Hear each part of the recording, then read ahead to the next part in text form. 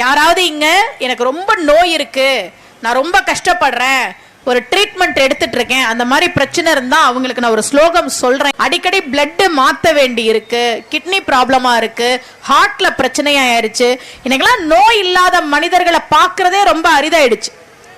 அம்பாள் பண்டாசுரன் கூட போர் செய்யறான். இந்த லலிதா சகஸ்ர நாமம் அப்படின்றதே அன்னை லலிதாம்பிகையினுடைய புகழை பாடக்கூடிய ஒரு நூல். அந்த லலிதாம்பிகை பண்டாசுரனோடு லலிதாம்பிகை போர் செய்கிறாள். ஒவ்வொரு நாளும் ஒவ்வொரு விதத்திலே பண்டாசுரன் தாக்குதல் நடத்துறான்.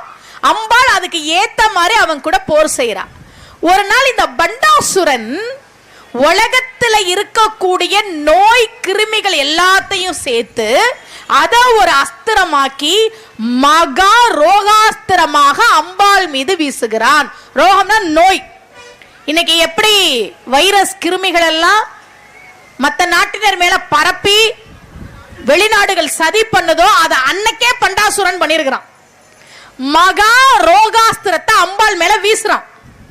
அந்த மகா ரோகாஸ்திரம் உலகத்தில் இருக்கக்கூடிய அத்தனை நோய்களையும் கொண்டு வந்து கொடுக்கக்கூடிய அஸ்திரம் அம்பாளை நோக்கி வந்துகிட்டே இருக்கு. பதிலுக்கு ஒரு அஸ்திரம் விடணும்.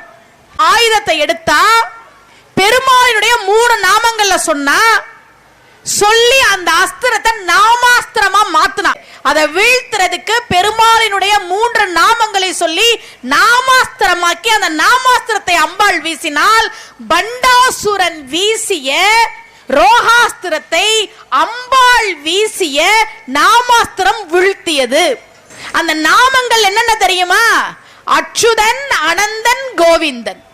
ஓம் அச்சுதாய நமக, ஓம் அனந்தாய நமக, ஓம் கோவிந்தாய நமகன்னு சொன்னா அது நோய் தீர்க்கும் மந்திரம். லலிதாம்பிகை வரலாறு நமக்கு சொல்கிறது.